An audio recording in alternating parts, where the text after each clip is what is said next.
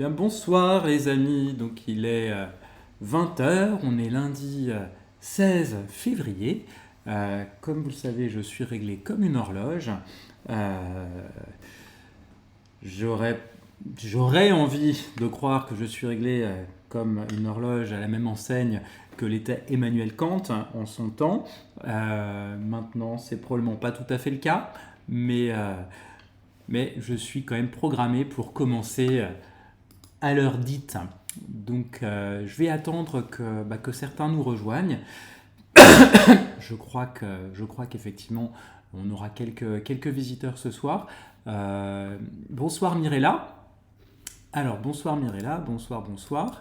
Euh, je vois que vous êtes trois. J'ai un problème, j'ai l'impression qu'on ne voit pas la vidéo de votre côté. Donc je relance par ici en espérant que ça marchera. Et j'ai l'impression que non, j'ai dû faire une bêtise. Bon, évidemment, ce serait trop facile si... Ah, d'accord, c'est ça. C'est en fait sur Twitch, à proprement parler, que ça répond mal. Salut Eric. Bon bah parfait, tu me vois, super. Non, très bien, c'est parfait.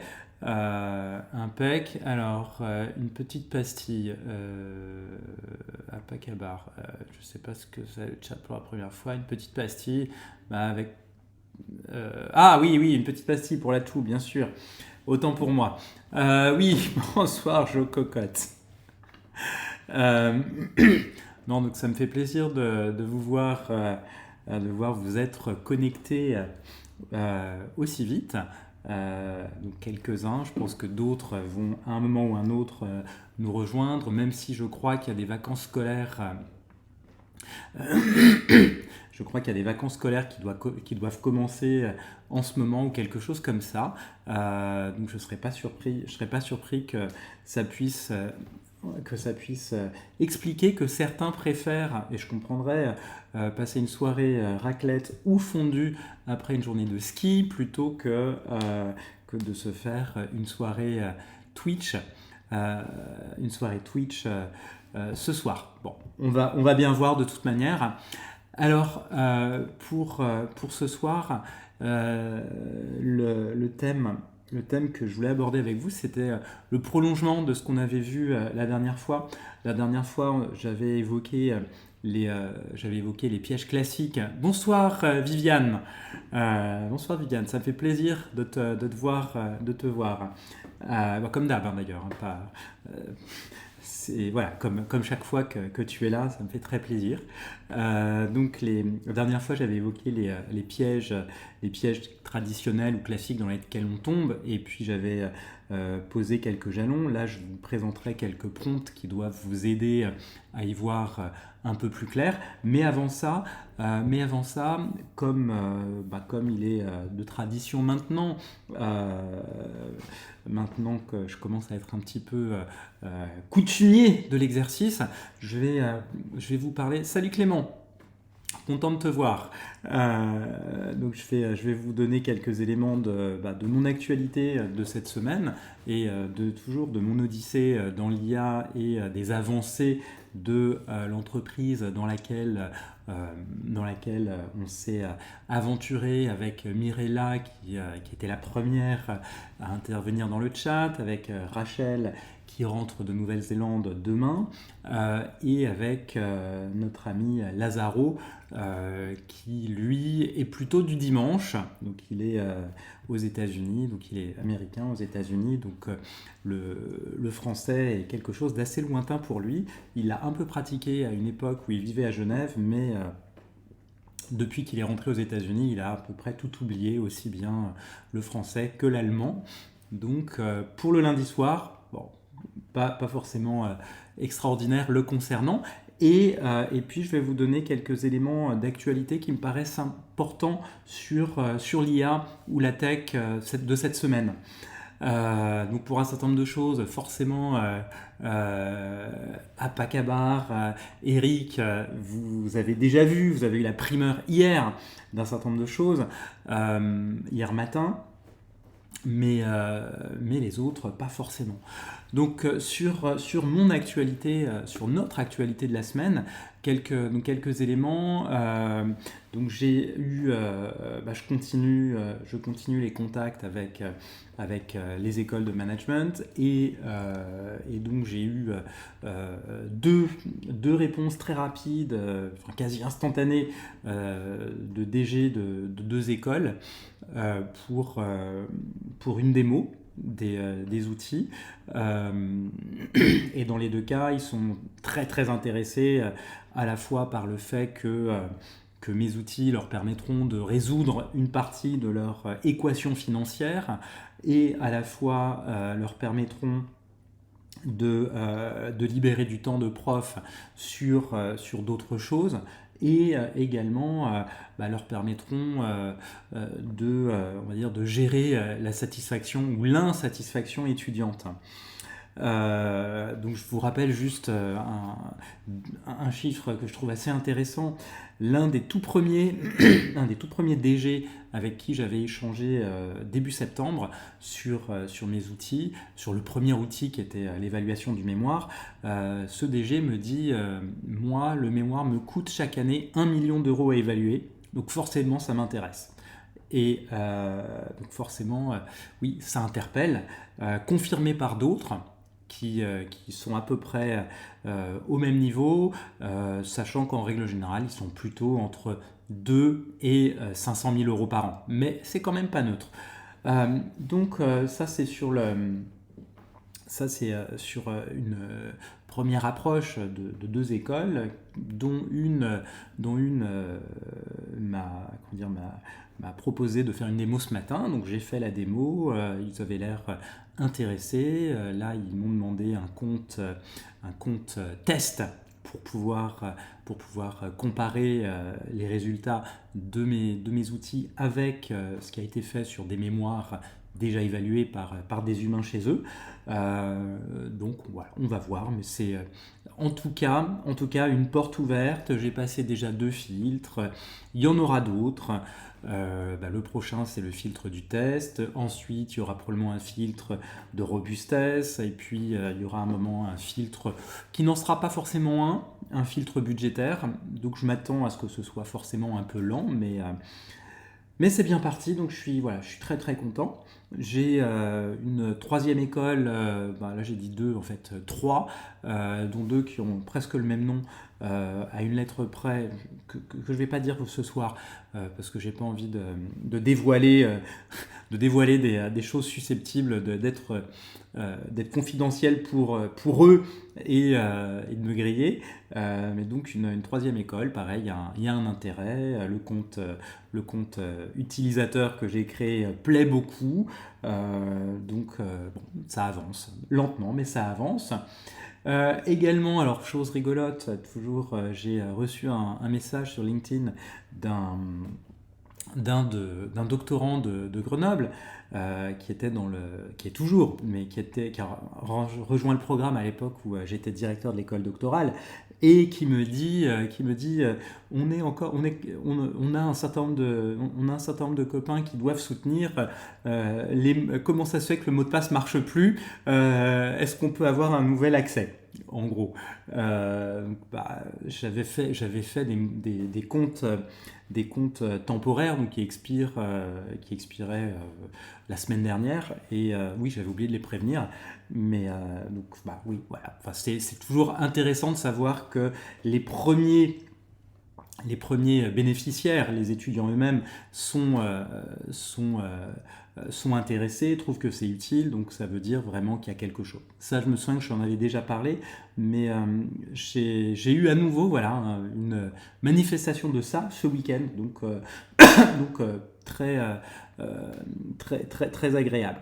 Et donc Cette semaine, j'ai également, ce qui était très intéressant, de mon point de vue, hein, j'ai également rencontré quelqu'un qui est un prescripteur important pour les écoles privées d'enseignement supérieur qui m'avait sollicité, enfin que j'avais rencontré peu avant les fêtes et qui m'avait, il y a 3 semaines, envoyé un message me disant est-ce que vous seriez disponible pour qu'on reparle de vos outils. Donc forcément, quand le prescripteur vous pose la question, il y a de fortes chances que ce soit pas pour vous dire que c'est mauvais, en fait. Salut Denis. Salut Denis. Donc il y a de fortes chances que ce soit pas pour dire que c'est mauvais, que ça lui plaît pas. Voilà, j'étais très enthousiaste et j'ai eu raison de l'être parce que il me confirmait enfin des choses que je savais déjà, mais que le mémoire est effectivement aujourd'hui le gros sujet dans l'enseignement supérieur, c'est le gros point noir hein, partout. C'est oui, bonsoir Tariq. Sois le bienvenu parmi nous. Donc c'est le gros point noir dans l'enseignement supérieur. Ça, je vous dis, c'est pas une surprise, hein, bien sûr, je le sais depuis quelques années déjà. Mais ça se confirme, la tendance s'aggrave. Et également, il me disait que la question de l'évaluation et de la qualité de l'évaluation devenait de plus en plus un sujet et que effectivement l'enseignement supérieur n'a pas les ressources, il ne s'agit pas d'argent, hein, il n'a pas les ressources pour s'assurer de la qualité des évaluations et donc des outils comme les miens, voire d'autres sur lesquels je commence à travailler, sont plus que pertinents, plus qu'utiles et presque attendus. Donc après, il avait quelques questions d'ordre technique quelque part sur des enjeux liés au RGPD, liés à l'IA Act, liés à NIS 2. Alors pour ceux qui ne connaissent pas, en 2 mots, donc le RGPD, ça fait 8 ans qu'on en parle, c'est donc le règlement général sur la protection des données,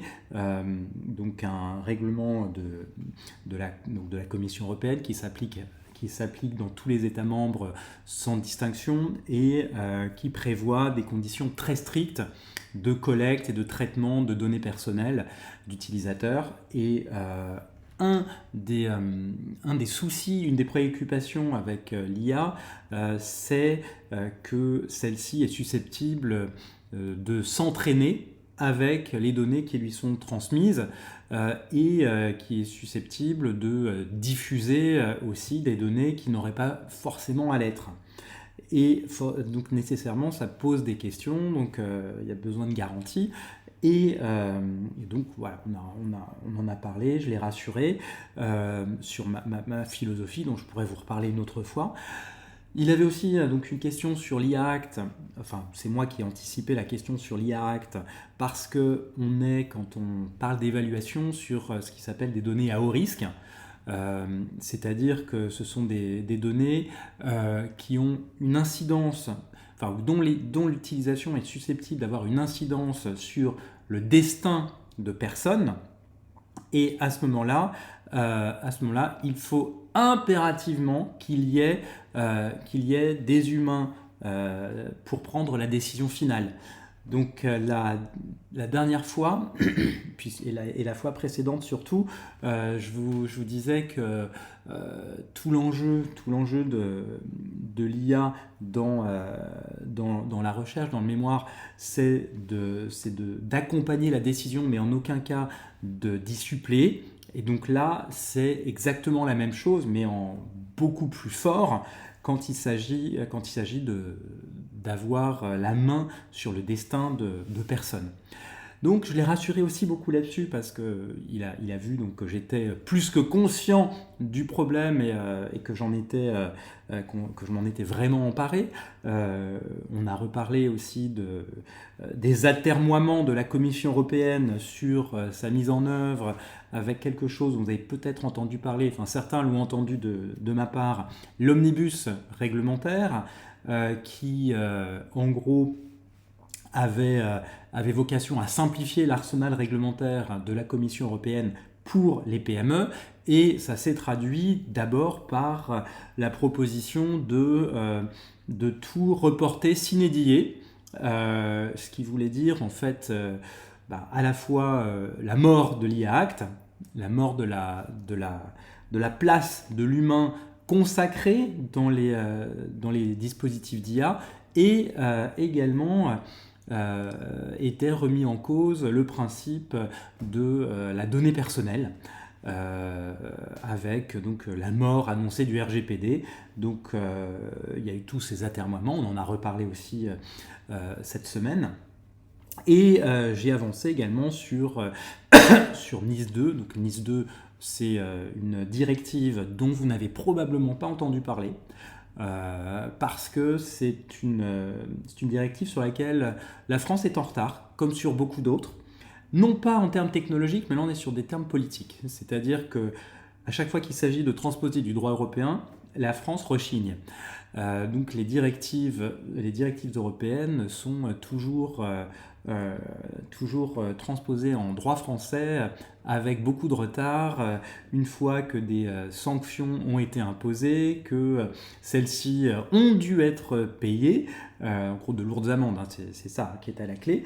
Et donc un certain nombre de pays, comme la Belgique, le Luxembourg ou encore l'Autriche, même la Suède, sont très en avance en la matière. La France traîne un peu des pieds. NIS2, c'est quoi? C'est une directive qui prévoit des dispositifs, l'obligation de dispositifs de sécurité de cybersécurité pour garantir la traçabilité, la sécurité, l'intégrité des systèmes d'informatique. Et donc, moi, j'ai aussi, avec cette personne, indiqué les choix que nous avions faits, avec Mirella notamment, qui va être bientôt très, très, très en pointe en la matière, les choix qu'on a faits sur cette question. Et je lui disais, moi, comme j'ai été sollicité pour proposer une école de la cybersécurité à l'ESA, donc l'Agence spatiale européenne, forcément, je suis quand même obligé d'être bien servi en ce qui concerne mes propres activités. Je ne peux pas me permettre de proposer le développement d'une école de la cybersécurité et d'avoir des trous dans la raquette partout, quoi, hein. Ça ne le fera pas. Donc tout ça, ça l'a bien sûr rassuré, et heureusement, parce que ça avait cette vocation, hein, forcément. Et puis donc voilà, d'autres échanges qui étaient aussi intéressants, instructifs. Avec Mirella, on a aussi travaillé sur d'autres choses, sur sa thèse et sur un article qu'on écrit ensemble. Donc ça avance. Voilà, je suis très content, les choses avancent. Et puis j'aurai d'autres nouvelles la semaine prochaine. Pour l'instant, des choses qui sont encore en suspens, mais que je partagerai avec vous la semaine prochaine. Ensuite, donc quelques nouvelles maintenant de l'IA, ou actualité de l'IA et de la tech. Alors, excusez-moi. Donc une grosse actualité. Enfin, il y en a plusieurs, mais une grosse actualité. Donc forcément, il y a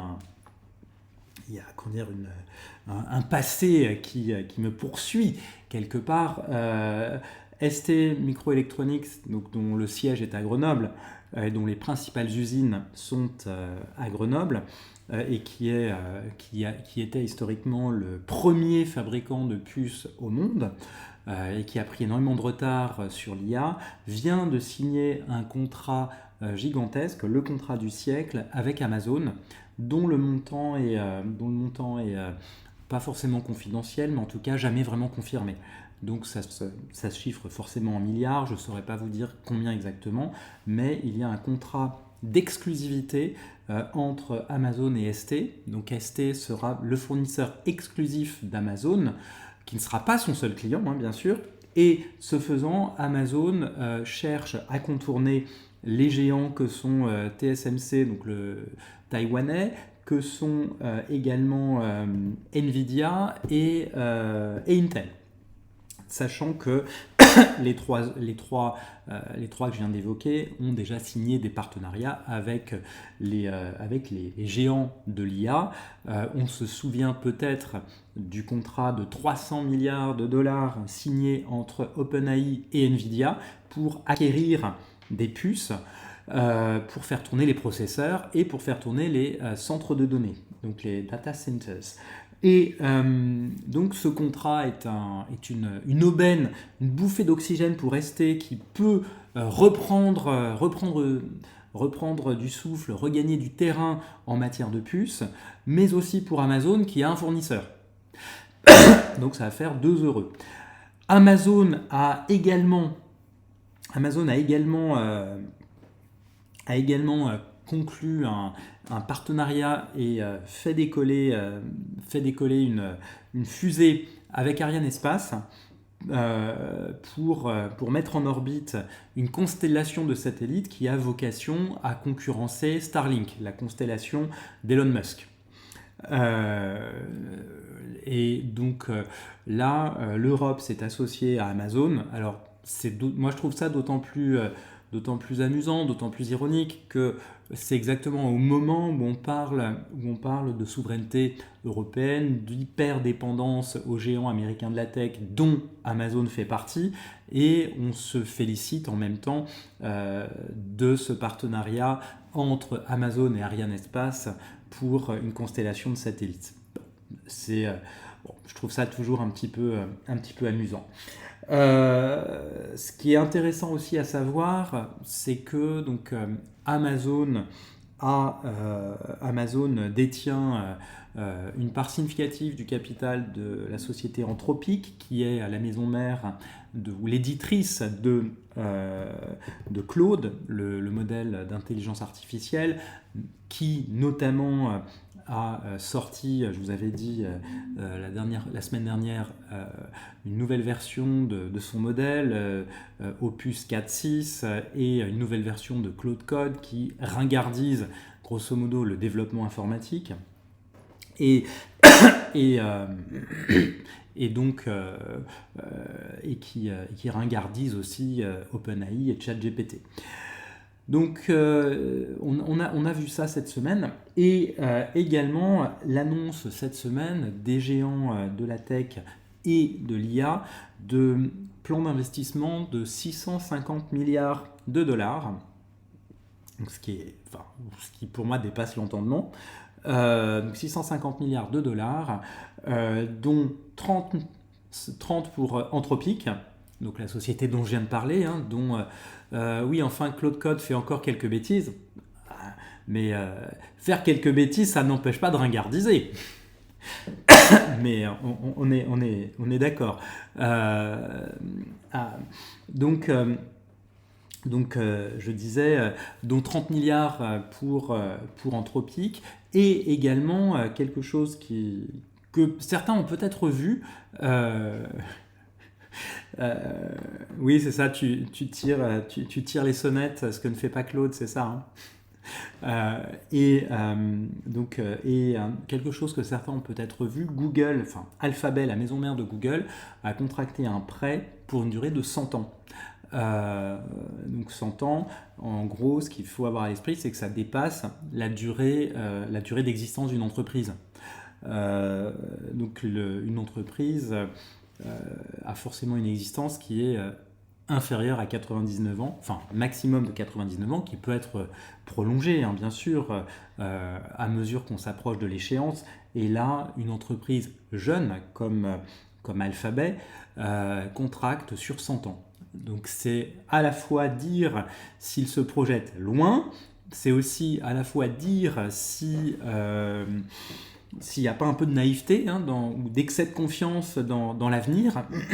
Je dis ça parce que je repense à une autre société que beaucoup d'entre nous ont connue, Yahoo, qui il y a 25 ans était la pépite sur Internet, et Yahoo qui a quasiment disparu. Enfin, quand je dis quasiment, c'est-à-dire que Yahoo s'est fait dépecer et a été racheté à la découpe par plusieurs entreprises, Rakuten au Japon, par AOL, Time Warner aux États-Unis, qui a été racheté lui-même par Netflix, ce qui veut dire que donc Yahoo, en gros, c'est Netflix, et on va dire que tout ce qui faisait le moteur de recherche de Yahoo, en gros, vient alimenter les algorithmes de recherche de Netflix, mais le moteur de recherche Yahoo en lui-même et tous les services associés à Yahoo sont quelque chose dont on ne parle plus aujourd'hui. Et est-ce qu'on parlera encore de Google, d'Alphabet dans 5, 10, 15, 20 ans? Je n'en sais rien. Alors, je pense que oui, hein, mais je n'ai absolument aucune certitude. À côté de ça, on a toujours un goût prononcé pour les centres de données, pour la construction de centres de données, à telle enseigne que à Béthune, une ancienne usine, je ne sais plus ce qu'elle fabriquait, mais une ancienne usine va être convertie très prochainement en centre de données géant. Donc c'est le deuxième gros centre de données en France après Bordeaux. Bordeaux, je vous l'avais annoncé la semaine dernière. Donc ça avance, les data centers se développent très vite en France, et avec une chose aussi intéressante, une entreprise française qui s'appelle Rexel cartonne en bourse grâce à son expertise en matière de construction de centres de données et notamment à l'activité aux États-Unis. Donc cette entreprise française construit des centres de données aux États-Unis et ça marche très fort. Donc ça, c'est toujours bon à savoir. Ensuite, une autre chose qui me paraissait importante, deux choses. L'une, parce que c'est en lien avec ce que je disais tout à l'heure. Alors, il avait dit que les data centers allaient se développer et que ça allait faire plaisir aux gens du BTP. Ah bah oui, mais on t'a jamais contredit, Denis. On ne t'a jamais contredit. Et donc, non, tu as tout à fait raison. Donc, j'allais dire donc une chose qui boucle avec ce que je disais auparavant sur le RGPD. Meta, la maison mère de Facebook, WhatsApp, Snapchat, s'est fait sanctionner par la Commission européenne, encore une fois, et je vous le donne dans le mille, pour non-respect du RGPD, pour infraction à la réglementation sur la protection des données. C'est-à-dire qu'en gros, on ne sait pas trop si Facebook a vendu des données ou s'il y a eu des fuites accidentelles. En tout cas, Facebook n'a pas réussi à protéger les données de ses utilisateurs comme il aurait dû, et grosse sanction.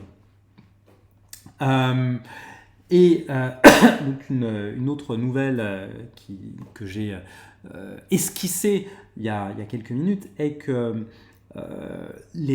donc l'activité en bourse cette semaine a été assez mouvementée, notamment pour alors à la fois pour les géants de la tech, parce que leurs investissements, les annonces d'investissement que j'ai évoquées, 650 milliards, plus un autre que j'avais esquissé la semaine dernière, la plus grosse fusion du monde, de l'histoire, est entrée en bourse, qui est celle résultant de XAI et SpaceX d'Elon Musk pour 1250 milliards de dollars. Tout ça a fait vaciller donc les valeurs de la tech. En gros, les investisseurs se sont demandé si tout ceci était bien raisonnable, si tout ceci était bien réaliste, si tout ceci était bien tenable. Et il y a effectivement un investissement de Mistral AI, donc la pépite de l'IA française, en Suède, pour 1,2 milliard d'euros pour construire un centre de données dans une région du pays où le refroidissement des centres de données n'est pas un enjeu. Donc en gros, un centre de données qui se refroidit parce que le climat s'y prête, et qui effectivement permet de se revendiquer de pratiques environnementales vertueuses. Donc je disais, donc les valeurs de la tech ont vacillé à un moment, les entreprises du logiciel ont énormément vacillé aussi, et, donc ceci c'est aussi traduit par une alerte sur les résultats d'OpenAI. Donc OpenAI qui n'est pas encore tout à fait coté, je ne dis pas tout à fait, c'est-à-dire que c'est un secret de polichinelle que OpenAI s'est transformé en entreprise privée à but lucratif et que OpenAI prépare une entrée en bourse dans laquelle Microsoft détiendra 20% du capital. Alerte sur résultat d'OpenAI qui est toujours nerveusement, massivement déficitaire, là où son rival Anthropic, donc Claude, s'approche de l'équilibre financier. Cette semaine, donc, OpenAI avait annoncé déjà il y a longtemps, mais OpenAI a fermé le modèle qui a fait son succès, donc ChatGPT 4o, qui avait été lancé en avril 2025, qui avait révolutionné véritablement l'IA générative et l'IA à ce moment-là, qui marchait très bien et qui a été remplacé progressivement par d'autres modèles et fermé définitivement vendredi 13 février. Et l'appel externe de l'appli d'OpenAI et de ce modèle, lié à ce modèle, sera fermé demain. Donc là, en gros, grosses inquiétudes à beaucoup d'endroits. Qu'est-ce qui va se passer, sachant que les nouveaux modèles d'OpenAI sont réputés meilleurs, mais en fait, quand on regarde de plus près, ils sont pas forcément beaucoup plus fiables. Moi, j'ai pas l'impression, pour les pratiquer, je les trouve pas mieux. Et donc, je vais finir là-dessus cette introduction un peu longue, sur deux petites choses. Donc moi, j'ai passé une partie du week-end à pas seulement remplacer, mais on va dire à remplacer remplacer le modèle 4o qui alimente la plupart de mes outils et de mes différentes automatisations par d'autres. Et le truc, c'est qu'il ne s'agit pas simplement de dire tiens, je vais changer de modèle. Comme les nouveaux modèles ont des modes de fonctionnement différents, des logiques différentes, et en fait, c'est à peu près tout qu'il faut reprendre. Donc il y a le débauchage d'un développeur de OpenClaw par OpenAI, ça dit quoi? Oui, effectivement, en fait c'est pas un développeur, c'est le fondateur, si je ne me trompe pas, d'OpenClaw.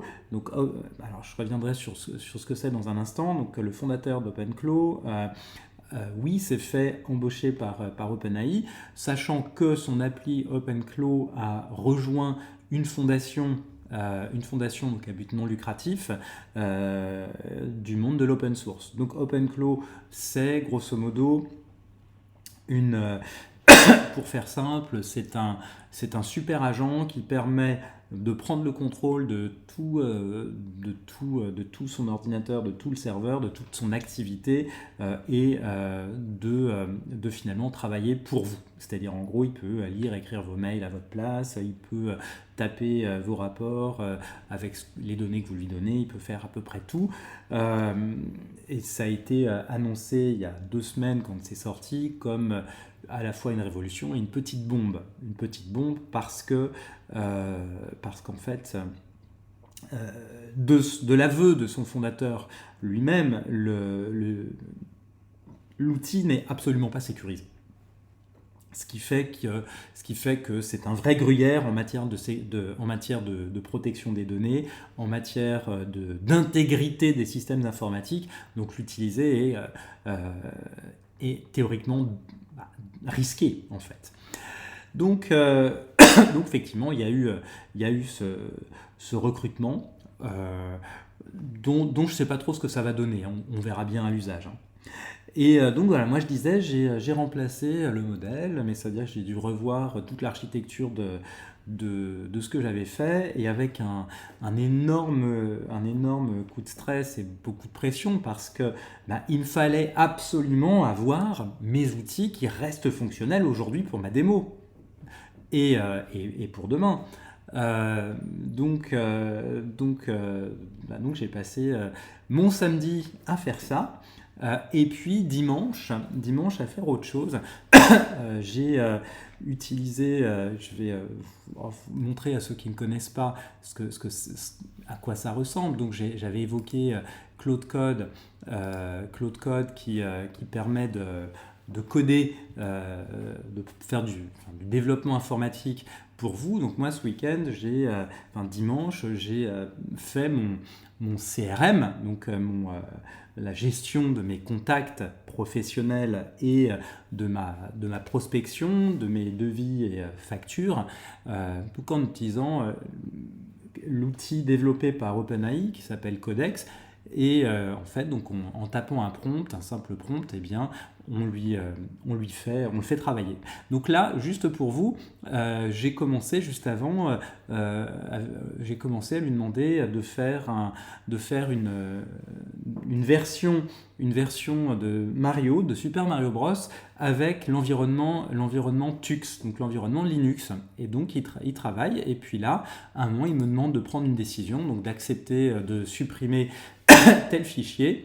Donc je peux lui donner l'autorisation permanente ou ad hoc, et en fait après on le regarde travailler. Donc vous voyez là, on le regarde travailler, et entre nous, grand luxe, hein, j'étais quand même sacrément content dimanche de ne pas avoir à faire cet outil moi-même à la main, et de pouvoir m'en remettre à Codex. Et donc je verrai le week-end prochain ce que ça a donné. Alors pourquoi le week-end prochain?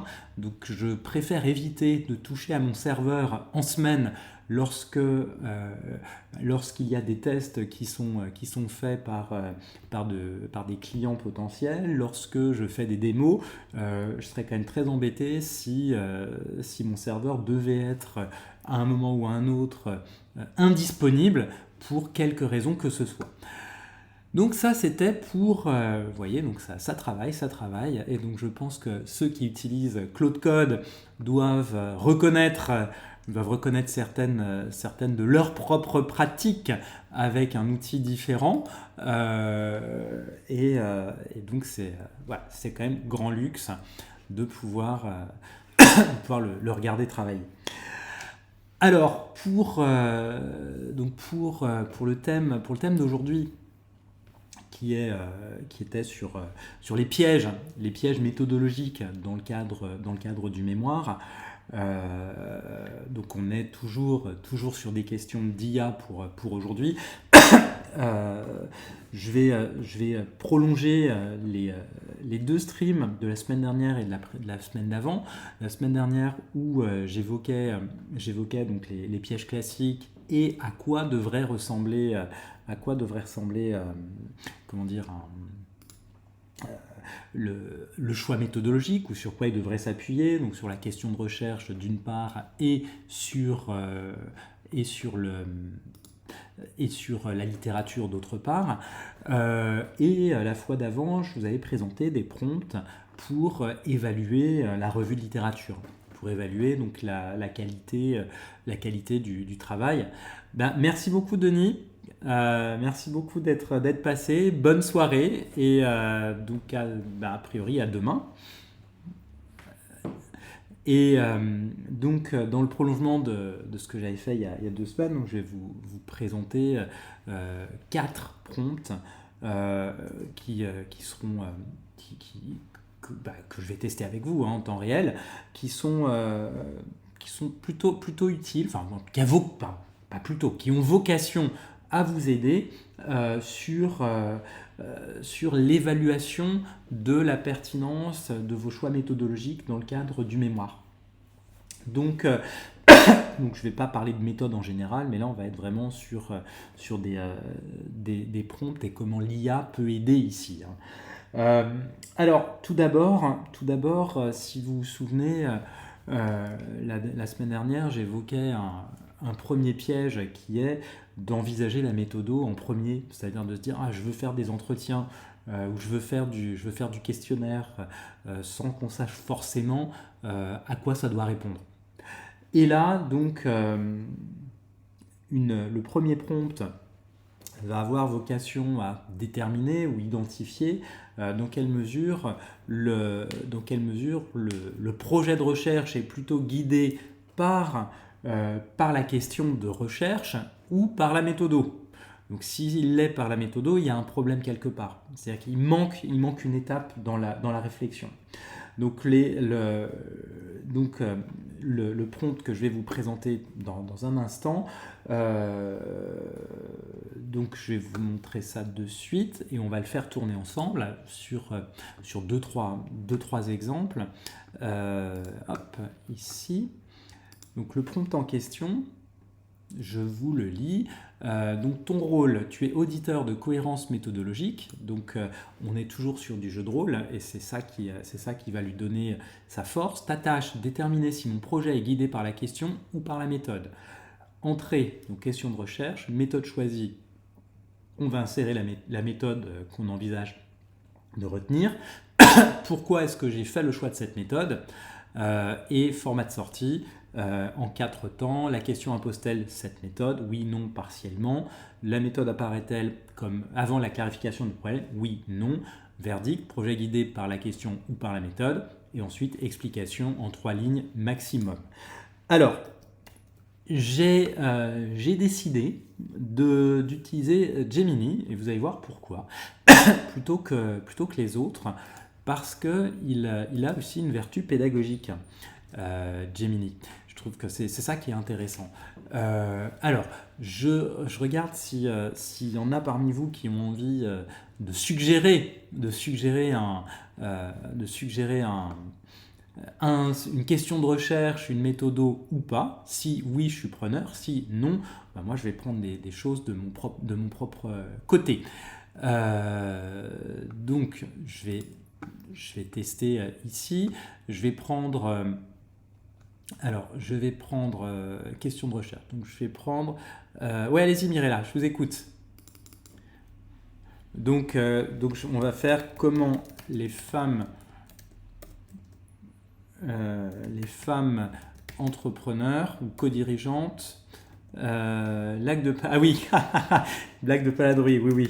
Alors, ok, je regarderai ça après, Clément. Comment les femmes co-dirigeantes construisent-elles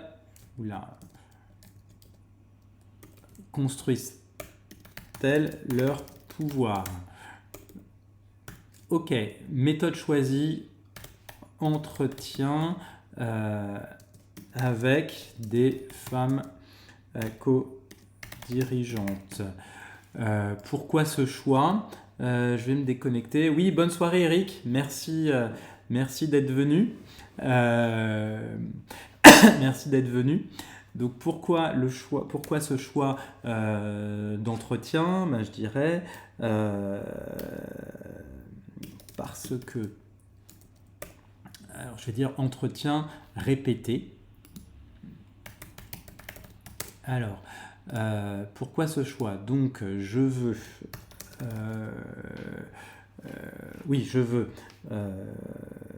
recueillir le témoignage de leur expérience personnelle la plus intime sous forme de confession sans langue de bois. Et on va voir donc ce qu'il nous dit. Et donc là, alors tiens donc, la question impose-t-elle, donc voici son analyse, la question impose-t-elle cette méthode? Partiellement. Si l'étude du pouvoir peut s'appuyer sur l'observation ou l'analyse de discours officiels, l'aspect construction du pouvoir valide l'usage de l'entretien pour accéder aux stratégies subjectives. Ok, très bien. La méthode apparaît-elle avant la clarification du problème? Oui, L'objectif affiché de recueillir des confessions et des témoignages intimes suggère que l'envie d'utiliser cet outil précis préexiste à la définition théorique du concept de pouvoir. Bon, alors c'est pas tout à fait vrai dans ce cas-là, mais ça mérite d'être réfléchi. Verdict, projet guidé par la méthode. Explication, votre justification repose sur une posture, le désir de confidence, plutôt que sur une nécessité conceptuelle. C'est l'outil d'entretien intime qui semble dicter l'angle d'attaque de la recherche, reléguant la question du pouvoir au second plan derrière la forme du recueil de données. Alors on va essayer un peu différemment. Je vais reprendre le même et modifier quelques éléments. Donc ici, pourquoi ce choix? Les entretiens, donc en fait, les entretiens permettent de recueillir des éléments de subjectivité. Non, mais il faut pas paniquer, hein, de subjectivité nécessaire pour comprendre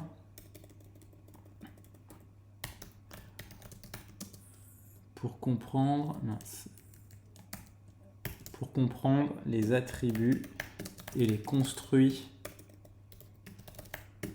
du pouvoir que d'autres approches ne permettraient pas, décidément, ne permettraient pas de mettre aussi bien en lumière. Et là, vous allez voir, non, il n'y a pas de raison de paniquer. La question impose-t-elle cette méthode? Oui. La méthode apparaît-elle avant la clarification du problème? Non. Verdict, projet guidé par la question. Explication.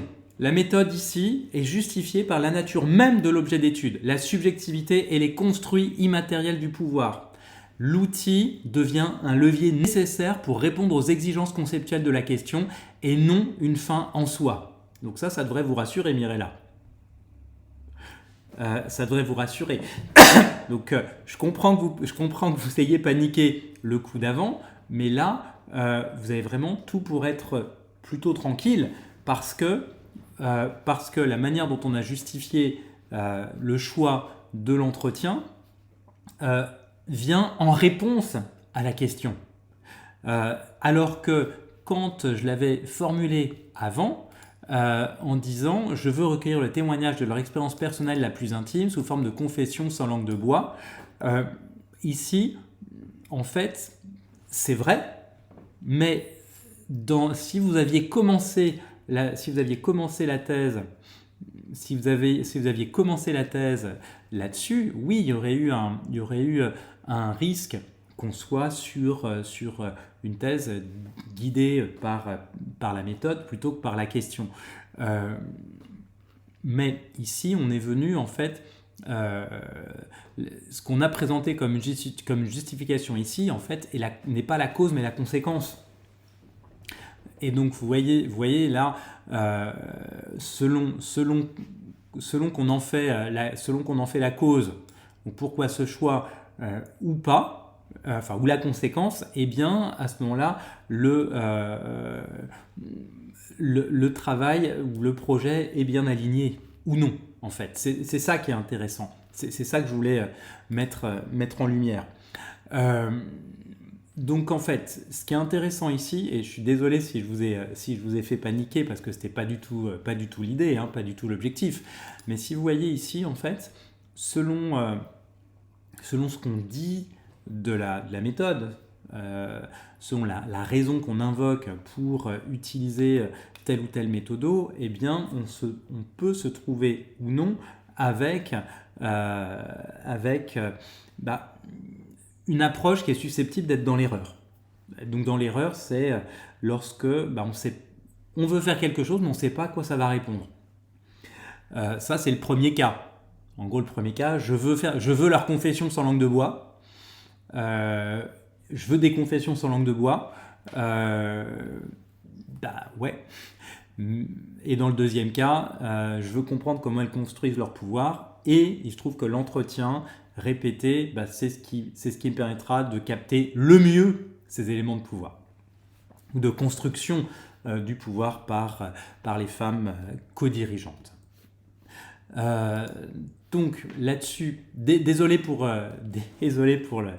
l'inquiétude, mais alors je peux reprendre, enfin on va reprendre avec les autres prompts. Vous allez voir, il y aura d'autres, je vais pas dire que vous aurez d'autres raisons de vous inquiéter, mais plutôt d'autres raisons d'être rassuré, ou en tout cas de ne pas vous inquiéter. Donc la deuxième chose, donc là, on a détecté ici l'inversion. Donc lorsque on part de la méthode qui serait comme une fin en soi et de laquelle, quelque part, au mieux, on déduit la question ou bien de laquelle la question est déconnectée a priori. Donc ce qui est forcément gênant. Mais là, donc, ce qui est intéressant avec ce prompt, c'est qu'il permet de déminer en amont et donc de voir si on est positionné, si on est dans une démarche qui est adaptée à ce qu'on attend dans un projet de recherche. Le deuxième, donc là, il s'agit de tester la proportionnalité des choix méthodologiques qui seront faits. Alors, là, la proportionnalité, l'idée, c'est de confronter l'ambition du travail qu'on veut mener au dispositif qu'on va déployer. C'est-à-dire, est-ce que le dispositif méthodologique qu'on va mettre en place est adapté? Est-ce qu'il est surcalibré? Est-ce qu'il est sous-calibré? Est-ce qu'il est juste ce qu'il faut? En fait, c'est ça qui sera important. Et donc là, je vous montre et le prompt et ensuite, le prompt d'abord et donc je discute on discute des. Eh bien, bonne soirée à Paccabar et probablement à demain. De toute façon, vous faites confiance à votre directeur de thèse et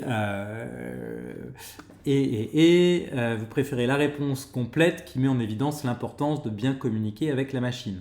Oui, et vous allez voir, il y a autre chose plus tard qui pousse ça plus loin encore en fait. Cette nécessité de ne pas se tromper dans les formulations, dans la mesure où celles-ci peuvent poser problème en fait. Les formulations peuvent induire en erreur. Donc là, l'idée, oh mince, je n'ai pas montré le prompt, excusez-moi. Donc là, l'idée ici, donc rôle, tu es un examinateur scientifique. Tâche, évaluer si la méthode choisie est proportionnée à l'ambition de la question.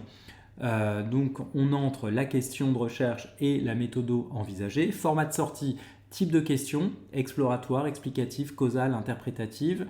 2, adéquation de la méthode, oui, non. 3, dispositif, est-ce qu'il est surcalibré, sous-calibré, enfin insuffisant ou adapté, et ajustement minimal recommandé pour être à peu près dans les clous si notoirement ne l'est pas. Donc Mirella, on va reprendre avec vous, puis après on va prendre d'autres cas où il y a vraiment des problèmes notoires. Donc la question, comment les femmes dirigeantes construisent-elles leur pouvoir? Donc, méthode, je compte conduire des entretiens libres avec des femmes dirigeantes de différents milieux économiques, politiques, spirituels, associatifs.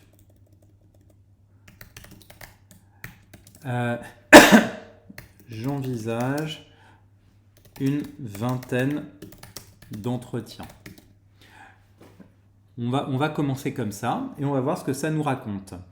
en termes de nature de questions. Donc, si vous vous souvenez, on a 4 types de questions qui mènent 4 types de recherche, qui conduisent à 4 types de recherche et impliquent 4 types de méthodos. Donc, la question exploratoire, donc on essaie de débroussailler le terrain. La question explicative, c'est-à-dire qu'on essaye de trouver les déterminants de quelque chose qui sont les caractéristiques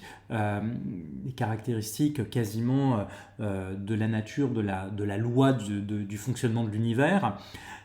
Causal, donc c'est ceci parce que, ou ceci donne cela, ou interprétative, donc on essaye de donner du sens à ce qu'on observe. Et donc là, on va voir ce que ça donne.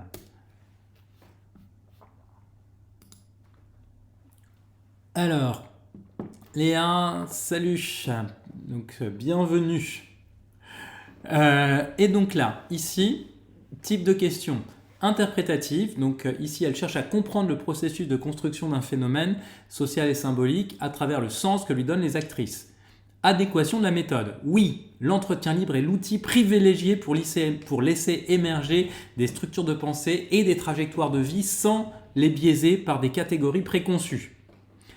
Dispositif. Adapter un échantillon de 20 entretiens est souvent considéré comme le seuil de saturation théorique dans les approches qualitatives, permettant de dégager des récurrences solides tout en respectant la diversité des milieux cités. Ajustement minimal recommandé, veiller à stabiliser une grille d'analyse transversale, par exemple analyse thématique ou structurale, pour comparer effectivement des secteurs aussi variés que le spirituel et l'économique, au risque de rester dans une juxtaposition de portraits sans théorisation globale. Donc ici, sur la saturation théorique, donc qui est en gras, la saturation théorique, c'est le moment où on sent que un entretien supplémentaire ne nous apporterait plus rien. Moi, ce que j'ai envie de dire avec la saturation théorique, c'est je vais conduire encore un entretien de plus et c'est avec cet entretien supplémentaire que je vais décider de m'arrêter ou non. Si l'entretien de plus ne m'a rien apporté, eh bien je m'arrête. Ça veut dire que j'ai atteint la saturation théorique. C'est vraiment ça que ça veut dire. Donc là, vous avez une méthode qui est parfaitement bien calibrée. Donc l'entretien libre, parfaitement bien vu, avec une vingtaine de femmes de milieux différents, c'est très bien vu aussi. Point de vigilance, ayez des éléments qui vous permettent vraiment d'avoir de la comparaison ou de tenir un discours qui soit des tranches de vie en fait. Donc je reprends ici, on va changer quelques éléments pour voir ce que ça donne. Donc là, on voit bien qu'on a vu que c'était particulièrement bien adapté. Là, on va dire, j'envisage une 50aine d'entretiens. On va voir ce qu'il nous dit. Est-ce qu'une 50aine d'entretiens, c'est raisonnable ici ou pas? Bon, sur les 2 premières questions, type de question, adéquation de la méthode, bon, rien à dire, c'est cohérent, heureusement. J'aurais été contrarié s'il me disait tout à coup que finalement faire des entretiens libres, c'était plus adapté.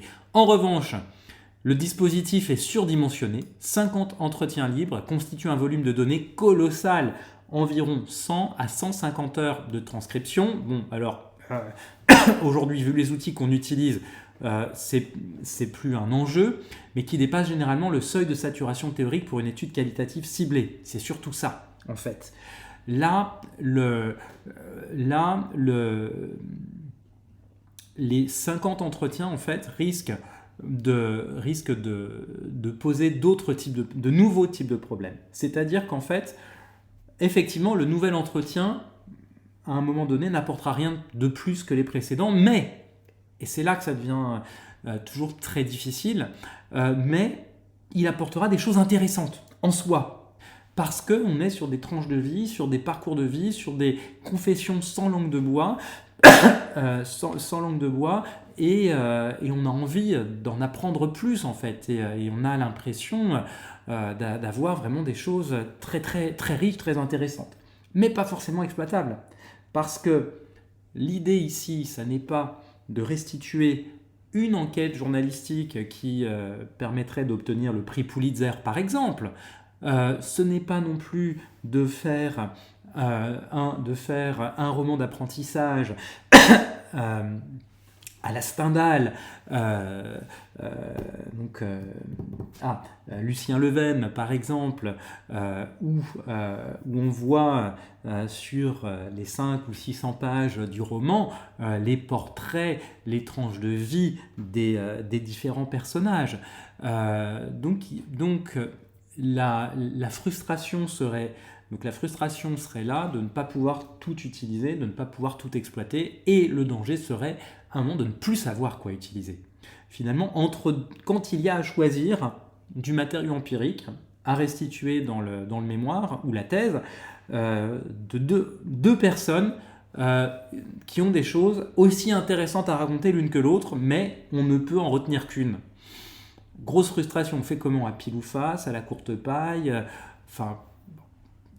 donc là, on est sur quelque chose qui serait surdimensionné. Ajustement minimal recommandé, réduisez l'échantillon à 25-30 entretiens ou passez de l'entretien libre à l'entretien semi-directif. Là, sans un guide de thématiques structurées, la comparaison entre 50 témoignages issus de milieux aussi hétérogènes risque de devenir une tâche de synthèse insurmontable. Bon, ça c'est ce que je disais. Mais on peut passer à l'entretien semi-directif, mais là ça devient beaucoup moins intéressant finalement. On perd en richesse. Donc paradoxalement, avoir sur une étude qualitative répondant à cette question, comment les femmes dirigeantes construisent-elles leur pouvoir, avoir un nombre très élevé d'entretiens ne serait pas forcément un atout, pas forcément une aide. Et là, à l'inverse, on va faire... Donc, comment les femmes dirigeantes construisent-elles leur pouvoir? Là, on va mettre quelque chose qui sera un peu différent. Délibérément, et je vais prendre un exemple qui sera à côté de la plaque, et je vais vous dire pourquoi, d'où il vient après. Je compte administrer un questionnaire quantitatif, mais je mets quand même ici pour... que ce soit bien clair, bien explicite, aux 5 expertes mondiales du sujet. On va dire, à commencer par Michelle Obama. Bon. Et on va voir ce que ça nous donne. Alors, bon, le type de question, l'adéquation, le type de question, bon, ça ne change pas. Adéquation de la méthode, non. Alors là, c'est un gros non. Il existe une contradiction majeure entre l'outil, le questionnaire quantitatif conçu pour la généralisation statistique, et l'échantillon. 5 individus d'exception. Dispositif insuffisant et méthodologiquement inadapté. Un questionnaire sur un échantillon de 5 ne permet aucune analyse statistique significative et bride la richesse du témoignage de figures aussi influentes. C'est-à-dire que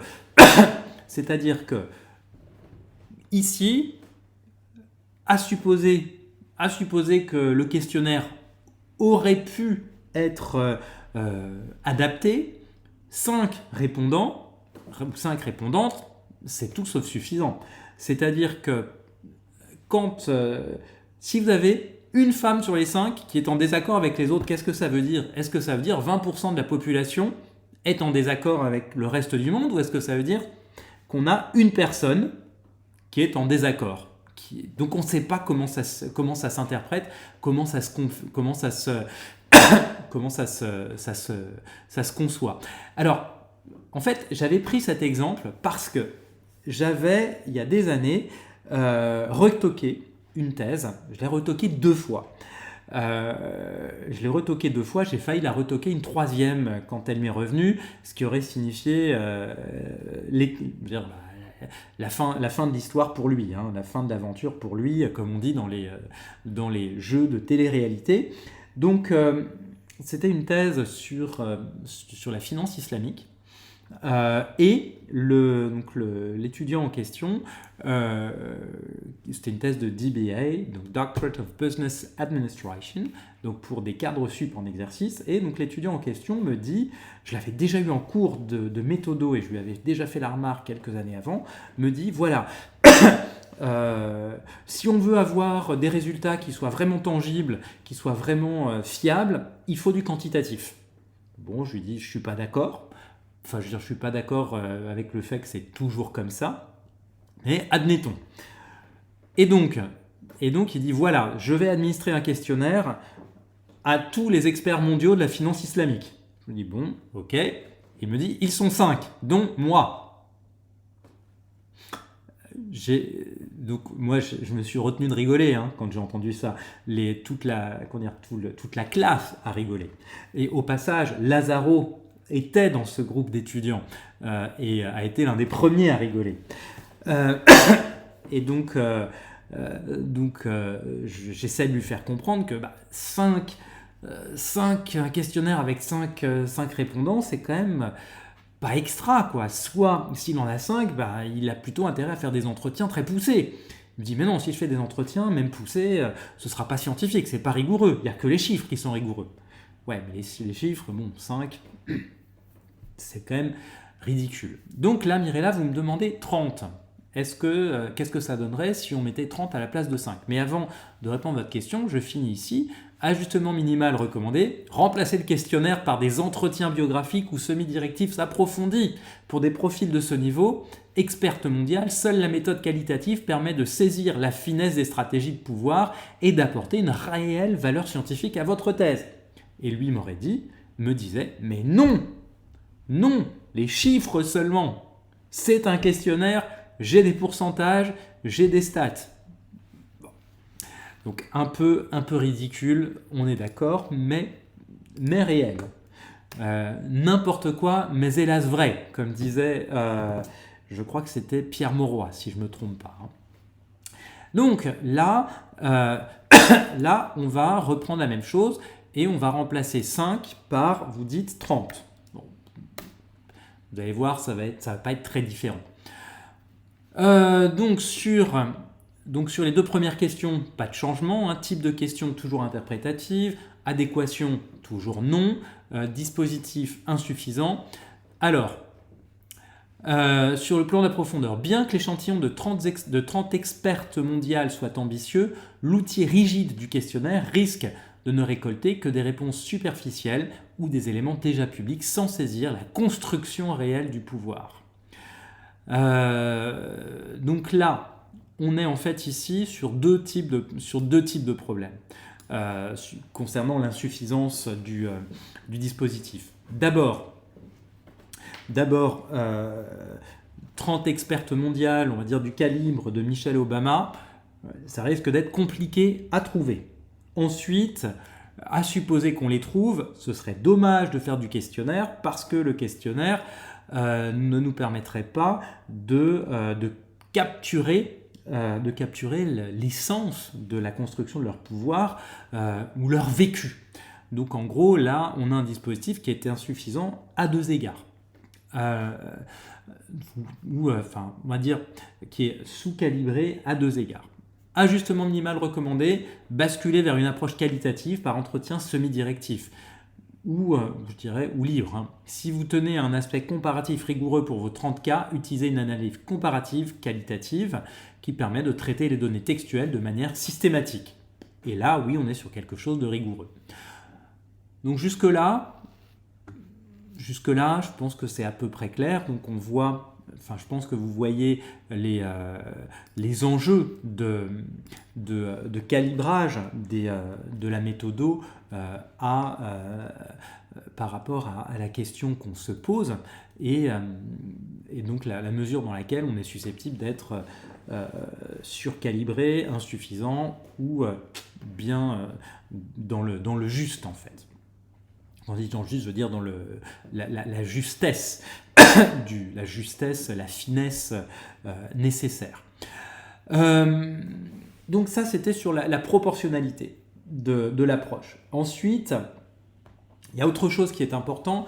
La dernière fois, j'avais évoqué le fait que souvent, on a des étudiants qui optent pour une méthodo par confort. Donc, ils se sentent plus à l'aise avec les chiffres et donc ils vont aller sur du quantitatif a priori ou ne se sentent pas à l'aise avec les chiffres et vont plutôt sur du qualitatif ou bien vont sur du qualitatif parce qu'ils pensent qu'ils ont une facilité particulière avec ce type d'approche. Eh bien, type j'ai choisi les entretiens parce que je suis à l'aise à l'oral, bah, ça c'est gênant. C'est-à-dire qu'on se berce d'illusions, on est souvent à côté de la plaque. Et donc là, je vous montre tout de suite le prompt et on va le tester ensemble. Donc le prompt ici, donc il est ici, test de biais de confort. Tu es détecteur de biais académiques. Tâche, identifier si mon choix méthodologique repose sur une nécessité scientifique ou sur un biais personnel. Entrée, donc pourquoi je préfère cette méthode. Donc quelle méthode et pourquoi. Format de sortie, motivation dominante, compétences, accessibilité, nécessité épistémique. 2. Niveau de risque, faible, moyen, élevé. Donc risque de ce biais. Et 3, questions critiques à se poser avant validation. Donc ça, on va voir ce que nous dit Gemini. Donc on va reprendre ici. Tac.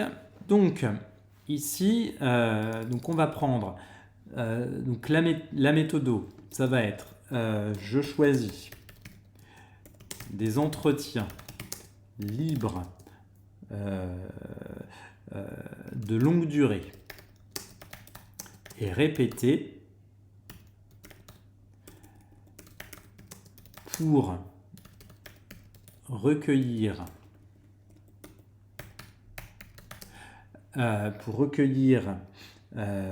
du matériau, donc la subjectivité des personnes concernées avec un minimum de langue de bois. L'enjeu est de susciter une relation de confiance permettant les confidences et la richesse des échanges. Et là, on va voir ce que ça nous dit. J'ai une intuition déjà. Motivation dominante, nécessité épistémique, mais teintée d'une posture de proximité. Vous liez la validité de la donnée, richesse, minimum de langue de bois, à la qualité de la relation humaine. Niveau de risque élevé. L'usage de termes comme confidence et langue de bois indique un biais de désirabilité sociale inversée. Vous partez du postulat que le discours officiel est nécessairement faux et que seule l'intimité livre la vérité. Question critique à se poser avant validation. Dans quelle mesure ma recherche de confidence ne risque-t-elle pas de transformer l'entretien scientifique en entretien thérapeutique ou journalistique, occultant ainsi les structures objectives du pouvoir au profit de la seule émotion? Alors, je ne suis pas forcément d'accord avec la dimension structure objective du pouvoir, mais là, ce qui est intéressant, c'est qu'en fait, il nous dit donc il y a dans cette approche une nécessité épistémique, ça c'est certain. Maintenant, là où il peut y avoir un risque, c'est si à un moment donné, la confiance ou la relation qui s'établit sort du champ de l'étude et sort du champ de l'entretien à proprement parler, et auquel cas ne serait plus à proprement parler de la collecte de matériaux empiriques systématiques pour une démarche scientifique, mais autre chose. Et donc l'enjeu à un moment, c'est de se dire, tiens, jusqu'où est-ce que, là il dit dans quelle mesure, mais je dirais jusqu'où est-ce que j'ai besoin d'établir une relation de confiance avec mon interlocuteur ou mon interlocutrice pour pouvoir remplir mon objectif, et à partir de quand Je sors d'un cadre scientifique. C'est ça en fait, la question critique à se poser, c'est celle-là. Donc là j'ai pris quelque chose qui était un petit peu poussé en la matière. Donc je choisis des entretiens libres de longue durée répétés pour cueillir la subjectivité des personnes concernées et construire des tranches de vie qu'un seul entretien ne permettrait sans doute pas. Donc là, il y aura un autre type de biais, c'est sur le sans doute pas, le postulat. Motivation dominante, nécessité épistémique. Votre choix est dicté par l'objet d'étude, la construction, qui s'inscrit dans le temps long. La répétition des entretiens vise ici la profondeur du récit de vie plutôt qu'une simple quête de confidence émotionnelle. Niveau de risque moyen. Le risque principal n'est plus le biais d'intimité, mais le biais de lissage. En multipliant les échanges, l'enquêté peut avoir tendance à construire un récit a posteriori trop cohérent ou héroïsé de son parcours. Illusion biographique, voire hagiographique de votre part. Question critique à se poser avant validation. Comment vais-je articuler ces tranches de vie subjectives avec les contextes structurels et institutionnels dans lesquels ces femmes évoluent, afin d'éviter que ma recherche ne devienne une simple collection de biographies isolées. Donc ça ne veut pas dire qu'il ne faut pas le faire. Ça veut dire, attention, il y a des questions à se poser et des garde-fous à mettre en place. Donc je reprends sur autre chose ici. Toujours là, donc je vais reprendre. On va faire. Je vais faire des régressions linéaires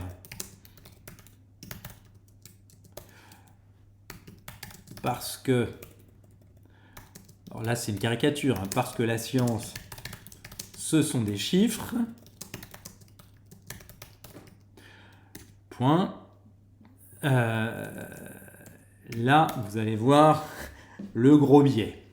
Motivation dominante, accessibilité, ou plutôt préjugés disciplinaires. Votre choix ne repose pas sur la nature de l'objet d'étude, la construction du pouvoir, mais sur une croyance dogmatique sur ce qui constitue la science. Niveau de risque élevé, vous souffrez d'un biais de quantification ou quantophrénie. Alors, je ne le connaissais pas celui-là. Ce mot-là, je l'apprends ce soir, la quantophrénie. En voulant réduire un processus sociologique complexe et subjectif à des variables numériques sans justification théorique, vous risquez de produire des résultats mathématiquement corrects, mais scientifiquement non significatifs ou hors sujet. Question critique à se poser avant validation. Si le pouvoir est une construction sociale et symbolique, quelle variable numérique précise permettrait d'en mesurer l'essence sans perdre 90% de l'information pertinente contenue dans le parcours de ces femmes? Alors là, je trouve ça rigolo. Je trouve ça rigolo, la mesure qui est présentée ici, c'est-à-dire la mesure du pH. Donc en gros, ce qu'on voit ici, c'est que si on décide d'appliquer une quantification de cette question du pouvoir avec des régressions, des régressions, c'est un modèle statistique qu'on fait tourner sur beaucoup de données et sur lesquelles on fait plein de tests, et l'objectif c'est d'arriver à des classes avec des coefficients pour chacune. Et donc là, l'exemple qui est proposé, celui de l'échelle de pH, donc acide de 0 à 6 et basique de 8 à 14 et neutre à 7. Donc en gros, imaginez dire le pH, enfin le pouvoir, il va se mesurer sur une échelle de 0 à 14.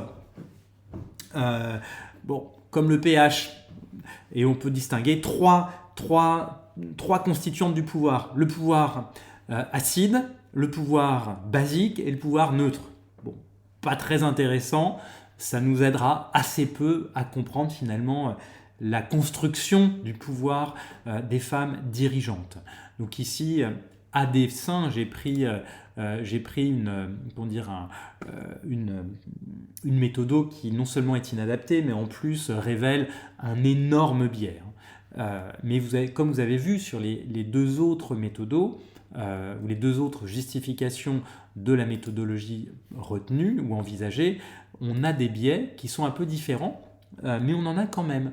Alors, il y en aura forcément, hein. Donc c'est ça qu'il faut garder à l'esprit. Il y aura forcément des biais dans les choix qu'on fera. Ce qu'il faut, c'est en être conscient pour pouvoir se poser les bonnes questions en amont, pour pouvoir les conjurer. Alors moi, je disais à une époque, et ça, je m'étais fait un petit peu connaître dans la profession pour ça, parce que ça faisait beaucoup sourire, c'était assume tes biais et débiaise. Donc assumer ses biais, c'est reconnaître lequel on a et à quel risque on s'expose finalement, ou on expose sa recherche d'une part, et d'autre part, quand je dis débiaiser, c'est aussi mettre en place des garde-fous pour éviter que le risque, que l'événement associé au risque ne se produise. Donc ça ne veut pas dire, parce qu'il y a un biais, que c'est forcément mauvais. Donc quand il y a un biais, si le risque associé au biais n'est pas trop élevé, il n'y a pas de souci, on y prend garde. S'il y a un risque élevé, il faut qu'on revoie légèrement l'approche pour éviter de tomber dans le panneau. En fait, c'est ça qui est à la clé, hein. Ça ne veut pas dire la méthode est mauvaise, ça veut dire gare, vigilance. Enfin, on a, et ça on l'a vu tout à l'heure Mirella, quand vous avez commencé à paniquer, c'est le problème de compatibilité lexicale. C'est-à-dire que les mots en eux-mêmes, dans la question, souvent trahissent la méthode. C'est-à-dire que bien souvent, la question, dans sa formulation, contient déjà la méthode qui sera nécessaire pour y répondre. On avait vu la dernière fois qu'une question du type quel est l'impact de ceci sur cela appelle une réponse quantitative.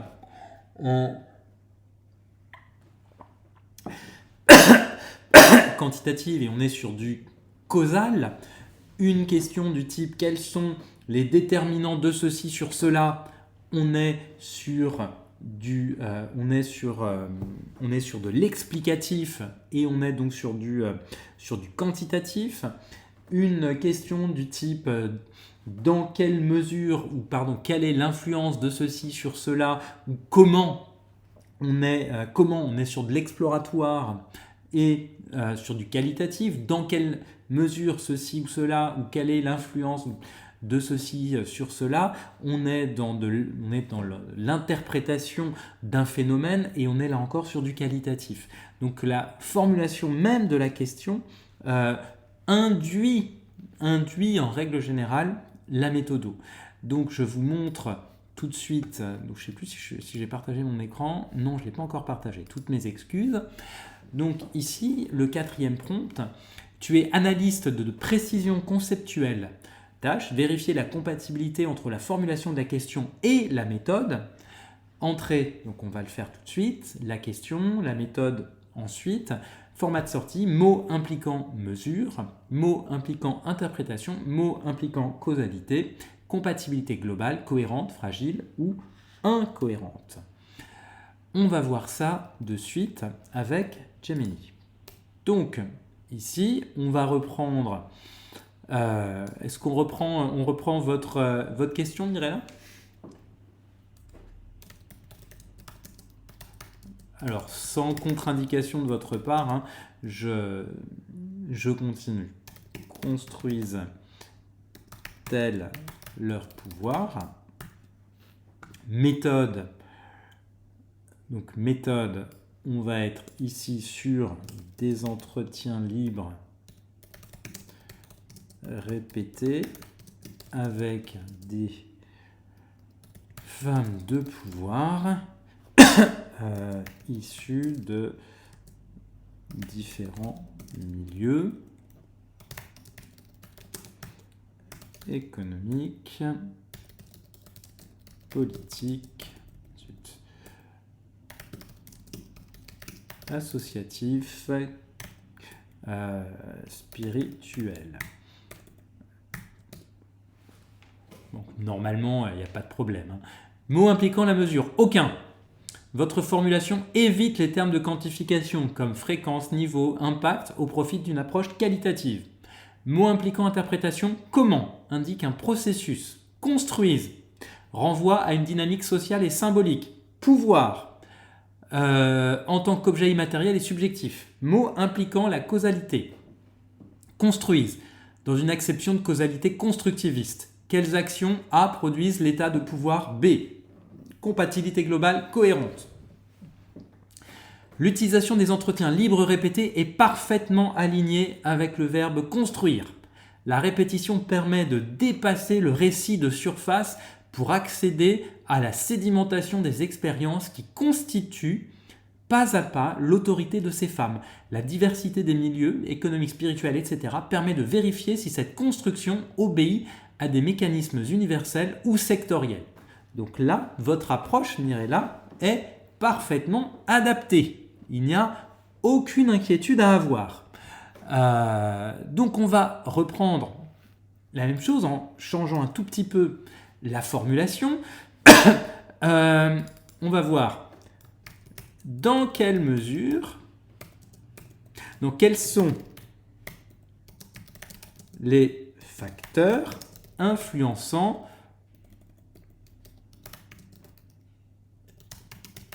la manière, il manque un F, influençant la manière dont les femmes dirigeantes construisent leur pouvoir. Et on va garder la même méthode. Et là, vous allez voir, on va voir quelques problèmes. Mot impliquant mesure. Quel appelle une énumération, voire une hiérarchisation de variables. Et facteurs, termes souvent associés à des variables isolables et quantifiables. Mot impliquant interprétation. Manière dont renvoie au processus et au sens donné à l'action. Et construisent implique une dynamique subjective et sociale. Mot impliquant causalité. Facteurs influençants. Établit un lien direct de cause à effet entre des éléments externes internes et le résultat produit. Compatibilité globale fragile. Il existe une tension entre l'ambition de la question et l'outil choisi. Le terme facteur suggère une analyse de type explicative, recherche de cause, tandis que les entretiens libres produisent des récits foisonnants et holistiques. L'entretien libre est excellent pour comprendre la manière, mais il peine à isoler et hiérarchiser des facteurs de manière rigoureuse sans un cadre d'analyse plus structuré. Donc, ici, on voit combien le fait de ne pas être complètement rigoureux sur la terminologie peut avoir des incidences sur l'alignement méthodologique. Donc ici, quels sont les facteurs influençants, etc. Ce ne sont pas des entretiens qui vont répondre à cette question. Des entretiens répondront plutôt à la question comment font les femmes, comment construisent-elles leur pouvoir. Mais essayons maintenant autre chose. Donc on a vu, on va regarder quelque chose qui est donc dans quelle mesure les femmes construisent-elles. Et là vous allez voir, donc c'est un petit peu un peu déstabilisant le résultat que donne Gemini en règle générale. Là, mot impliquant mesure. Dans quelle mesure? Cette locution appelle une évaluation du degré, de l'intensité ou de la proportion de l'influence d'une variable sur une autre. Mot impliquant interprétation. Construise. Renvoie au processus de création de sens et d'identité. Et pouvoir. Objet aux multiples facettes. Alors, merci beaucoup d'être passé, Léa. Bonne soirée et à très bientôt. Donc je reprends, je continue ici. Interprétation. Objet aux multiples dimensions symboliques. Mot impliquant la causalité. Aucun mot ne suggère ici une causalité directe. La question porte plutôt sur une corrélation ou une évaluation d'impact. Compatibilité globale incohérente. Alors qu'on pourrait penser, en disant dans quelle mesure on est peut-être dans du qualitatif qui relève quelque part du comment. Mais si on veut être parfaitement rigoureux, si on veut être parfaitement rigoureux, ça ne colle pas. Justification, il existe une rupture logique entre votre question et votre méthode. Dans quelle mesure est une formulation typiquement quantitative ou comparative qui exige des données permettant de quantifier un écart ou un niveau? Exemple, X influence le pouvoir à hauteur de Y%. Or, les entretiens libres répétés sont conçus pour explorer le comment et le pourquoi en profondeur, mais ne permettent absolument pas de répondre à une question de mesure, de degré, de manière scientifiquement rigoureuse. Et donc, là, il nous propose finalement les 4 types de questions avec les méthodos qui sont adaptés, en fait, quali ou quanti. Ce qui permet ici de boucler avec ce que j'avais ouvert la fois dernière sur les 4 types de questions qui se posent et sur les 4 erreurs classiques, les 4 pièges classiques dans lesquels on est susceptible de tomber quand on démarre. Tout ça pour dire que la méthode, donc une méthodo, ça ne se choisit pas par hasard. Bon, ça évidemment, je pense que vous l'avez compris, hein. Une méthodo, ça se choisit parce que ça permet véritablement de répondre à une question. Et donc, pour que ça réponde à la question, il faut que la question elle-même soit clairement formulée.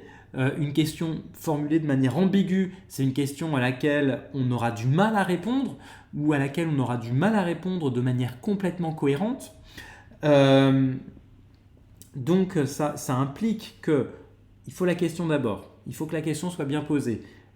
La question étant bien posée, il faut qu'on se mette en quête des moyens adaptés. Donc inutile de surcalibrer, donc de déployer l'artillerie lourde pour quelque chose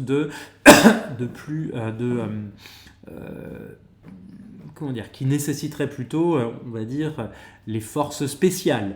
Ça me fait penser à une chose sur la guerre en Ukraine.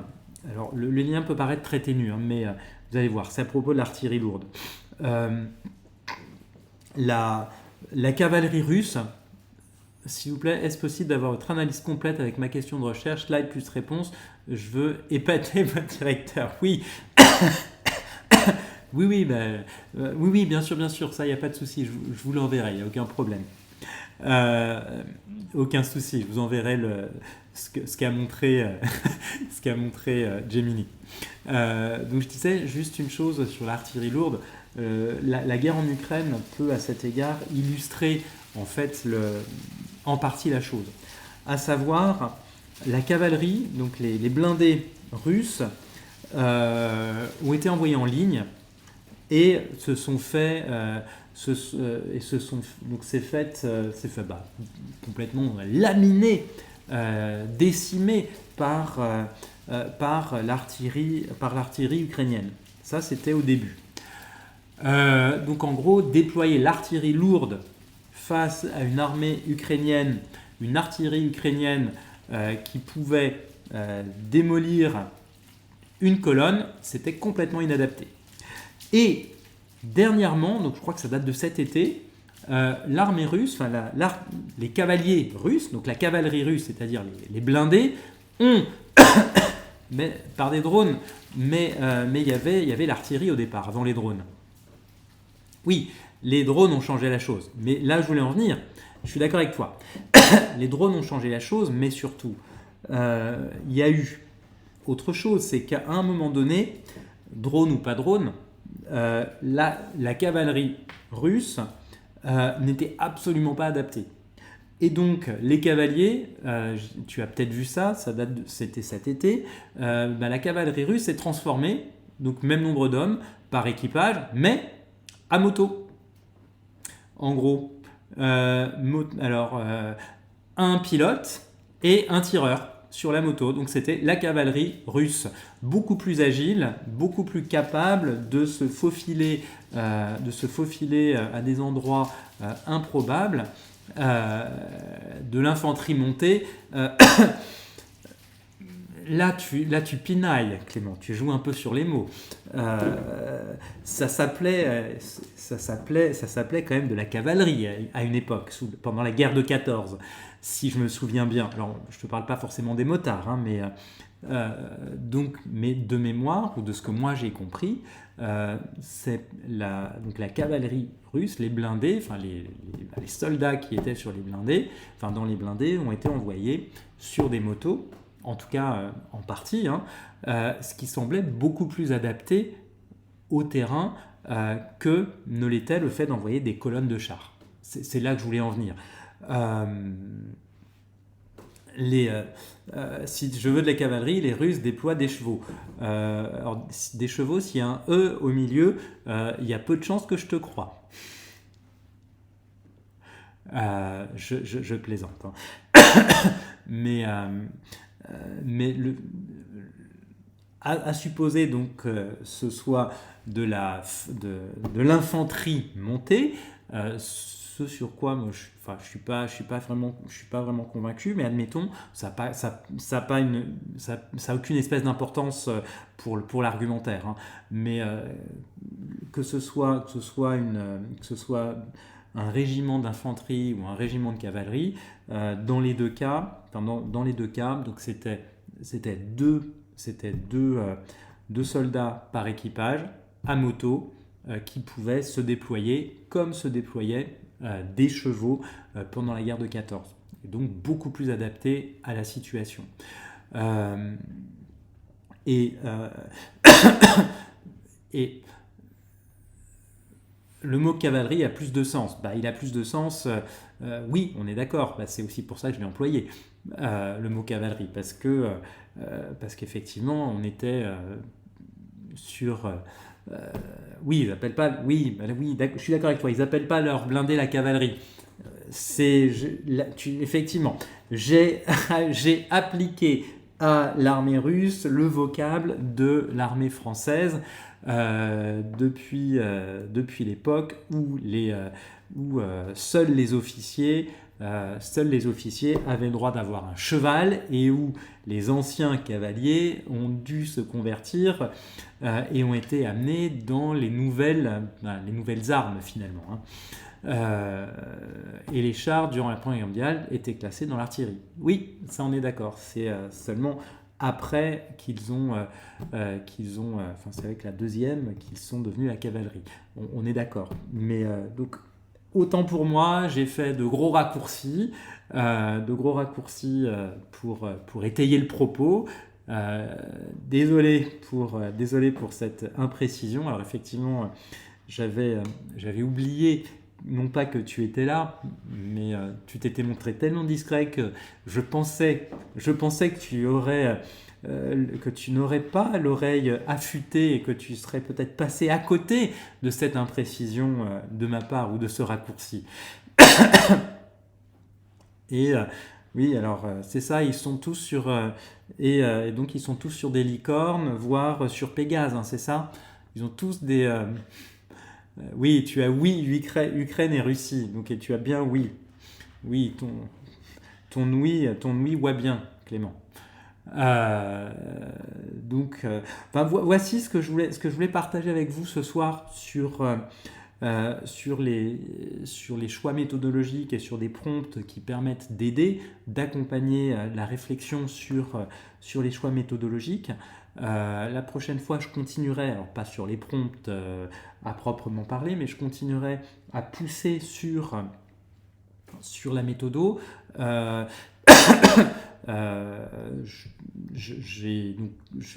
vais voir par quoi je commence parce qu'il y a plein de choses, donc je verrai par quoi je commence, mais la semaine prochaine je continue sur la méthodo et puis je serai très content de vous revoir et merci encore de vous être joints à nous ce soir. Et règle 2, la bonne définition. Bravo Clément. Je me suis fait prendre à mon propre piège. Ah là là. Bien vu. Ah là là, décidément. Non, bravo. Oui, oui, les mots trahissent beaucoup de choses. Non, tu as tout à fait raison. Tu tout à fait raison. Euh, voilà, donc j'ai été pris en flagrant délit d'imprécision dans, dans le vocabulaire. Donc, règle 1, un bon vocabulaire. Règle 2, bonne définition. Oui, bien sûr. Bon, eh bien avec plaisir, Mirella. Merci à tous d'avoir participé ce soir. Je vous souhaite une bonne semaine et puis je vous dis pour ceux qui reviendront à lundi prochain. Au revoir les amis.